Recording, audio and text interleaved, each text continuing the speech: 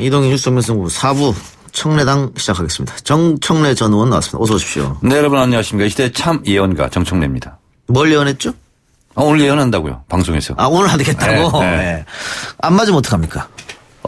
안 맞으면 이동영 진행자의 손가락에 장을 지겠습니다. 그래요. 방금 속보가 하나 떴는데요. 로버트 할리 씨 영장이 기각됐네요. 손소 변호사가 방금 영장이 나올 것이다 이렇게 말하고 나갔는데. 손소 변호사 앞으로 부르지 마세요. 네. 예, 그래서 앞으로 축구 전문가로 부를 예정이에요. 아, 그렇습니까? 예. 네, 그건 좀 괜찮네요. 예, 법률 전문가가 아닌 그럴 예정이고. 자, 오늘 대통령이 워싱턴으로 떠났습니다. 네. 내일 이제 한반도의 운명의 한 주가 시작됐습니다. 예. 그리고 지금 현재 우리 38도선 이북 조선민주주의인민공화국 조선노동당 중앙위원회 제7기 4차 전원회의가 열리고 있습니다. 그래요. 굉장히 중요한 회의. 중요한 사항인데. 네. 과연 문재인 대통령이 트럼프를 만나서 어떤 얘기를 할지 그리고 어떻게 좀 트럼프를 대화 속으로 끌어들일지 이게 핵심 아니겠습니까? 그러니까 내일 모레 새벽에 정상회담을 하는데 방금 제가 지금 이 순간 4월 10일 2019년 4월 10일 조선노동당 중앙위원회 제7기 4차 전원회의가 열린다고 그랬는데 이 회의 내용이 알려집니다. 그리고 나서 곧바로 한미 정상회담이 열리거든요. 그래서 내일 모레 이틀이 굉장히 중요한데 이 조선노동당 중앙위원회 제7기 4차 전원회의가 왜 중요하냐면 북한은 당중심 국가이지 않습니까? 그래서 1980년에 제6차 당대회가 열리고 무려 36년간 안 열렸어요. 김정일 국방위원장 때는 한 번도 조선노동당 당대회를 못 열었습니다. 그리고 2016년 김정은 시대 때 5월 6일부터 9일까지 7차 당대회를 열었거든요. 그래서 조선노동당 중앙위원회 7기 4차 전원회의라고 그러는데 이 전원회의라는 것은 당대회를 매년 열 수가 없기 때문에 대체하는 최고 의결기구인데 작년에는 4월 20일 날 열렸습니다. 이 4월 20일 날 대륙간 탄도미사일을 쏘지 않겠다. 핵실험장을 폭파하겠다. 핵기술을 수출하지 않겠다. 이런 중요한 것을 발표했거든요. 그런데 이거에 대해서 우리가 그렇게 주목하지 못했지만 작년 4월 20일 날 3차 전원회의 때 발표한 내용을 그대로 다 실천했거든요.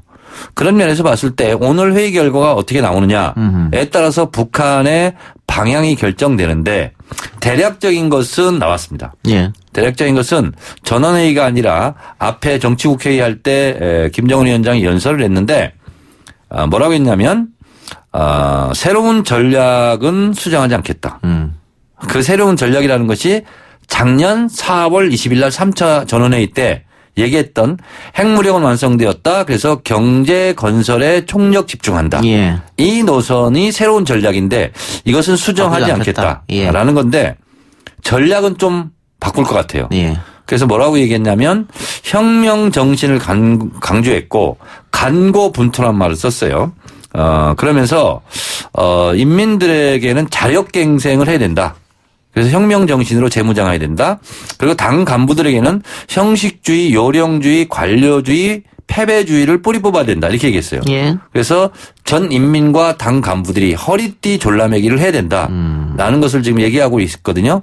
그렇다는 것은 미국의 압력에 굴복하지 않겠다. 그리고 계속 버티기 작전은 유효하다. 그리고 미국의 태도에 따라서 우리의 전술은 바꿀 수 있다. 이런 것을 지금 천명했거든요. 그래서 이것을 보고 한미 정상회담을 곧바로 이제 하게 되는데 문재인 대통령이 인업 딜 이걸 얘기했지 않습니까? 일괄 타결이 아니라 좀 충분한 합의, 괜찮은 합의. 그러면서 오늘 처음으로 얘기 나온 것이 얼리 하비스트. 좀 일찍 수확을 하자. 이렇게 얘기했거든요. 그래서 문재인 대통령은 김정은 위원장이 제가 조금 아까 얘기한 대로만 말해주면 그러면 단계적으로 비핵화를 하고 단계적으로 좀 제재를 완화하자. 이것을 트럼프 대통령에게 설득할 가능성이 높다. 아니 우리 측도 워싱턴에 건너가기 전에 북한과 어떤 물밑으로 대화를 했을 거 아닙니까?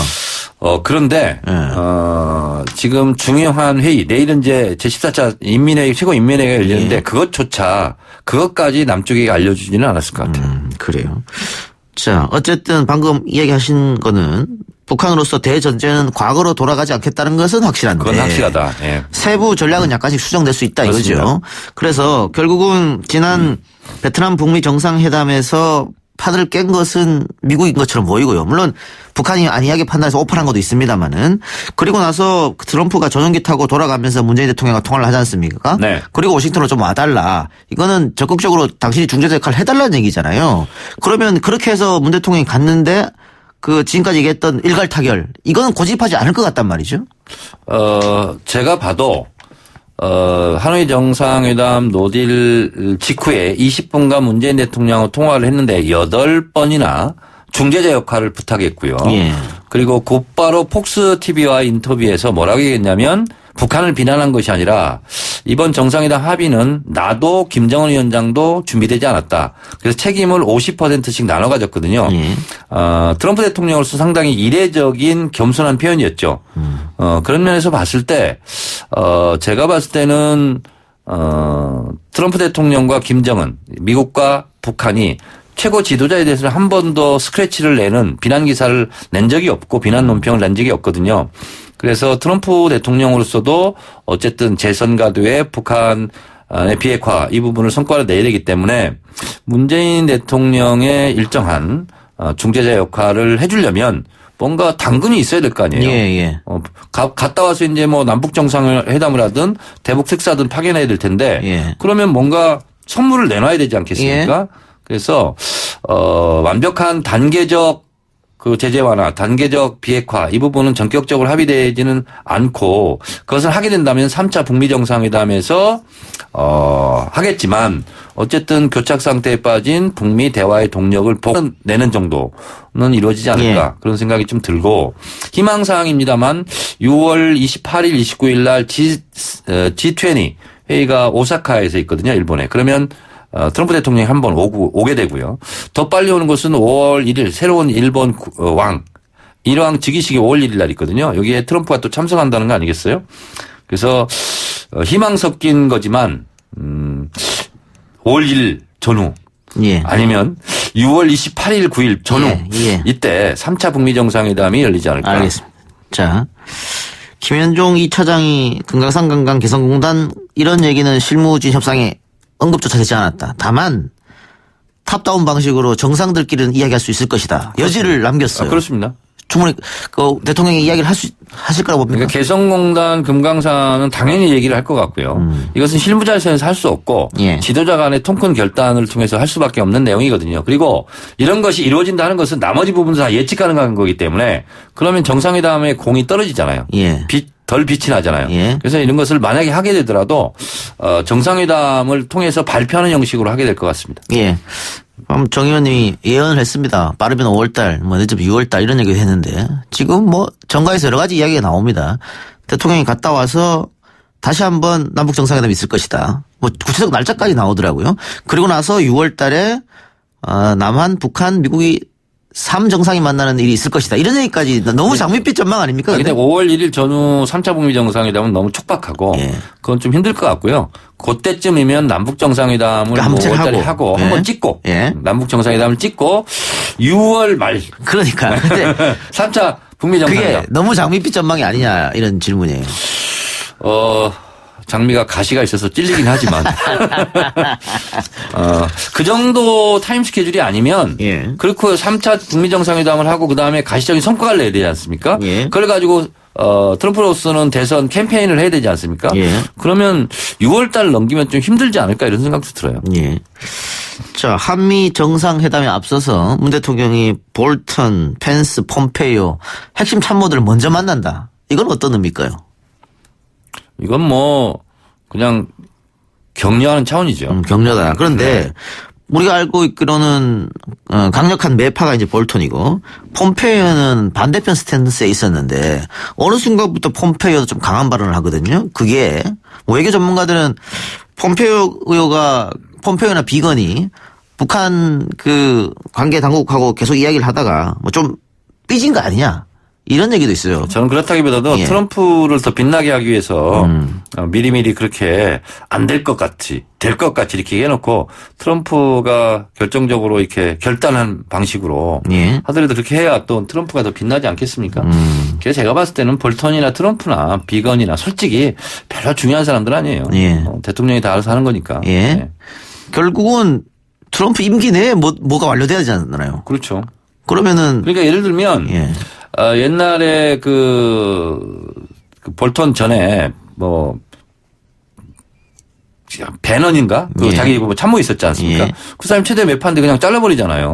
뭐 그리고서 또 트럼프를 활용했다가 비건을 활용했다가 볼턴을 활용했다 그러잖아요. 그래서 이게 축구 감독이 필요한 선수들 기용하는 것처럼 그렇게 하는 거예요, 그냥. 그래서 제가 봤을 때는 감독 권한은 인사 권한은 또 주요한 역할을 맡길 것은 뭐 트럼프 대통령이기 때문에 예. 뭐 참모들은 그다지 중요한 사람 예. 같지는 않습니다. 지금 보수 언론을 중심으로 해서 그 북한이 갑자기 도발할 수도 있다. 근데 과거 전력을 좀 살펴보면 북한이 김일성 생일을 좀 전후해서 도발했던 경향이 있기 때문에 그게 이제 4월 달, 이번 달이거든요. 또 혹시라도 그런 도발이 있지 않을까. 그건 없어요. 왜냐하면 어쨌든 능라도 경기장에서 문재인 대통령이 연설을 하고 뭐 그리고 어쨌든 제가 계속 중요하게 얘기하지만 작년에 4월 20일 3차 전원회의에서 노선을 발표하고 그리고 7차 당대의 목표가요. 2020년까지 경제개발을 한다는 거예요. 그래서 이건 전 인민들에게 다 알려졌고 학습된 내용이기 때문에 이것을 되돌리기는 상당히 좀 어렵죠. 그래서 저는 당분간 도발은 없다 이렇게 생각합니다. 예. 우리가 뭐 조금 장밋빛 전망을 했습니다만 만일 문 대통령이 갔는데 아무런 소득 없이 빈손으로 돌아오면 어떻게 합니까? 그거는 아닌 것 같아요. 네. 일단 날아가잖아요. 네. 정상회담 합의가 됐다는 것은 어느 정도 문재인 대통령한테 선물 보따리는 좀 줄 것 같아요. 네. 그러지 않고서는 정상회담이 잘 안 되죠. 김정은은 60여 시간 기차 타고 갔는데 빈손으로 왔잖아요. 한미 관계와 북미 관계는 전혀 다르니까. 그래서 이게 정상회담은 열면 성공이다. 보통 이런 말을 하는데 예. 어쨌든 지난 하노이 북미 정상회담은 굉장히 이례적인 일이죠. 그렇죠. 그런 일이 없었죠. 없었어요. 그런 일이. 전부 다 합의해놓고 사인 안 한 일이 아마 외교 관례상 처음 있는 일 같은데. 닉슨도 그 상해에 갔을 때 중국 상해에 갔을 때 모택동하고 만나고 다 의미 있는 진전을 다 했고 예. 그러지 않았습니까? 근데 특이한 경우였어요. 그래요. 근데 어쨌든 미국이 주장하고 있는 일괄 타결은 북한에서 못 받아들일 것 같고요. 그렇다면은 합의는 포괄적으로 하되 이행은 단계적. 그게 맞아요. 예. 합의는 일괄 타결을 하는 거예요. 예. 일괄 타결 합의를 하고 이렇게 하자. 이행은 어차피 물리적인 시간이 걸릴 수밖에 없어요. 거기에 1대1 대응처럼 뭐 하나 하면 뭐 하나 하고 A를 하면 뭐 가를 하고 B를 하면 나를 하고 뭐 이런 방식으로 갈 수밖에 없어요. 예. 그거는 그러면 당연히 이번에 문 대통령이 가서 그런 얘기를 할 테고 미 정부가 그걸 받아들일까 이게 핵심 아니겠어요? 근데 지금 트럼프 대통령이 미국에서 잘 나가고 있잖아요, 지금. 예. 뭐 이제 뭐 장애물이 없어졌죠. 장애물이 없어졌어요, 예. 지금. 예. 그러니까 열심히 뛰는데 허들이 다 없어져 가지고 지금 열심히 뛰고 있기 때문에 본인도 기분 좋고 뭐 그래서 한미 정상회담 잘 될 것 같습니다. 예. 그래서 문재인 대통령 지지율이 다시 55% 이상으로 올라가지 않을까. 예. 그건 뭐 두고 말겠죠. 아니 산불 잘 꺼가지고 예. 지금 뭐 49.9인가요? 뭐 예. 그 정도로 지금 50% 육박하고 있는데. 자, 그럼 이건 어떻습니까? 그 베트남 북미 정상회담에서 북한이 요구한 게 있지 않습니까? 유엔 제재 다섯 가지를 좀 해제해달라. 이 부분은 그거는 이제 끝까지 속을 보인 거고 그래서 5가지 제안이 사실상은 전부예요. 그래서 제재 5가지를 풀라는 것은 2016년 이후 것을 다 풀으라는 얘기고 민수경제를 풀라고 그러는 건데 북한은 민수경제나 군수경제나 따로 구분도 되지 않고 그래서 그 트럼프 대통령이 워낙 이제 시쳇말로 이제 질르니까 북한도 한번 질러본 거죠. 예. 5개를 한꺼번에 요구할 것 같지는 않고 다시 하게 되면 거기서 특별히 인민들에게 필요한 거 이런 거 중심으로 단계적으로 풀라고 하지 않을까 그런 생각이 듭니다. 예, 이거 별개로 지금 경기도에서 북한에 뭐 밀가루라든가 분유라든가 이런 걸 보내는 것을 생각하고 있다 그러던데 정치적 문제를 별개로 하고 지금 또 북한에서 식량난이 있다고 하니까 이런 민간 차원이나 아니면 또 지자체 차원 도와줄 수 있는 건 도와줘야 되지 않을까 싶은데. 민간 차원은 예배로 이미 인정을 받았고 유진델 재단이 이미 북한에 작년에 들어가서 결핵약을 주고 왔어요. 그래서 이미 그것은 뚫린 길이기 때문에 그런 부분은 뭐 적십자라든가 이런 데를 통해서 가능하지 않을까 하는 생각이 들어요. 예. 야당도 여기에 대해서는 반대하는 것 같지는 않습니다. 반대하지 않을까요? 아니 오늘 얘기한 거 보니까 여기에 대해서도 어떻게 바뀔지 인도적 지원은 우리도 찬성한다 이렇게 얘기한 것 같은데. 예, 알겠습니다. 그러면은 자 당장 하루 앞으로 다가왔으니까 우리 청취자들이 그 한미 정상회담 어느 부분을 좀 중점적으로 관심을 가지고 봤으면 좋겠습니까? 역시 신뢰관계입니다. 그러니까 6.12 싱가포르 작년 회담 때도 맨 앞에 나온 것이 새로운 북미관계 수립 그리고 지도자 간 신뢰 그다음에 한반도 평화체제 구축 완전한 비핵화 유해 발굴 뭐 이런 걸로 이제 북미 간의 대통령과 하여튼 정상 간의 최초의 합의문 아니지 않습니까? 그래서 가장 중요한 것은 아직도 트럼프 대통령이 김정은 위원장을 진짜로 사랑하고 있는지 그것을 확인하는 게 제일 중요할 것 같고요. 그리고 트럼프 대통령은 과연 문재인 대통령을 중재자로서 과연 인정하고 있는지 인정한다면 우리가 요구하고 있는 문재인 대통령은 그런 방향을 할 거거든요. 북미 간의 관계도 관계지만 어쨌든 북미 간이 잘 진척이 안 될 때는 남북 관계가 먼저 치고 나가서 그것을 북미 관계를 견인하는 역할을 해야 된다 하는 것을 생각하고 있기 때문에 북미 관계가 어려울수록 그러면 금강산이나 개성공단을 좀 풀어서 북미 간의 물꼬를 트자 이렇게 아마 제안을 할 것 같은데 그 부분을 트럼프 대통령이 어느 정도 인정을 해주느냐 그런 것이 굉장히 중요한 관전 포인트라고 생각합니다. 예. 알겠습니다. 국내 정치 얘기 잠깐 해보죠. 시간이 한 5분 남았는데요. 자, 강원도 산불. 아까 뭐 우리 정 의원인 정부가 불을 빨리 끄고 해서 대통령 지지율이 올랐다. 근데 정부의 발빠른 대처 이야기는 뭐 모든 언론에서 공통으로 이야기하는 것 같고요. 다만 지금 새로운 프레임을 야당에서 갖고 온 것 같은데 문 대통령이 국가위기관리센터를 방문한 게 새벽 12시 20분이기 때문에 5시간 정도 행적이 없다. 세월호 박근혜 7시간 하고 다른 게 뭐냐 이렇게 지금 야당은 주장하고 있는 것 같아요.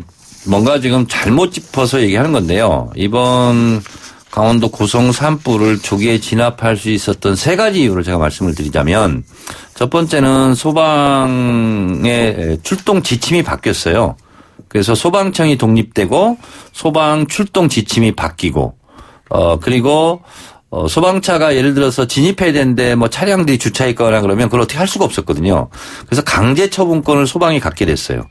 그리고 뭐 서울 양양 고속도로가 뚫려서 갈 수 있었다는 그런데 그래서 가용할 수 있는 소방차라든가 인원이 일사불란하게 움직인 것. 그래서 산불을 조기에 진압할 수 있었거든요. 결국은 소방 재난에 대한 시스템이 정비됐기 때문에 조기에 진화할 수 있었고요.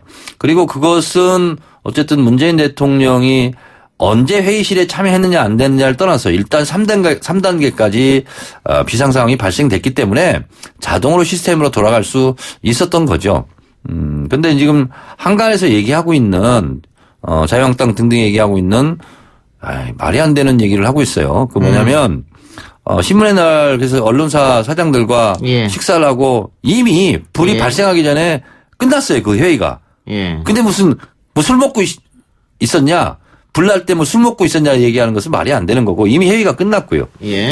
그래서 그런 주장은 가짜뉴스일 뿐만 아니라 뭐 그래봤자 저는 세월호 박근혜 7시간만 다시 소환돼서 기억날 거라고 봅니다. 네, 알겠습니다. 지금 우리 댓글창에 정 의원님 연합뉴스의 만행에 대해서 어떻게 생각하십니까? 이렇게 얘기했는데 저도 지금 몰라서 살짝 검색을 해봤더니 이런 연합뉴스에서 그 문재인 대통령, 트럼프 대통령 두 사람이 환하게 웃는 모습을 보여주고 트럼프 대통령 앞엔 당연히 성조기를 내걸었고 문재인 대통령 앞에 인공기를 내걸었어요. 그래서 이게 실수냐 고의냐 설왕설래가 있는 것 같습니다.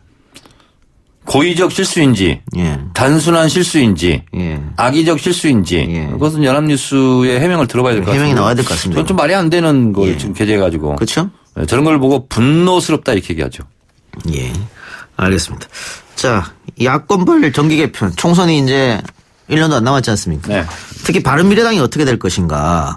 지금 민주평화당과 정의당이 교섭단체를 다시 꾸릴 줄 알았더니 그것이 물 건너간 것 같아요. 그러면 왜 물 건너갔냐 자세히 들여다봤더니 민주평화당에서 바른미래당이 분화가 되면 호남 출신 의원들이 우리랑 합쳐지지 않겠느냐. 제3지대이기도 하고요. 그러면 우리끼리라도 단독으로 20석 이상을 할 수 있지 않느냐 이 생각이 있는 것 같아요.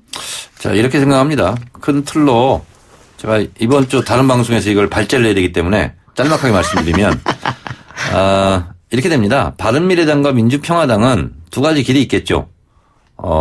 민주당으로 다시 입당하고 싶어 하는 사람, 자유한국당으로 입당하기를 원하는 국회의원 이런 부류가 하나 있을 거고 예. 또 잔류파들이 있지 않습니까? 예.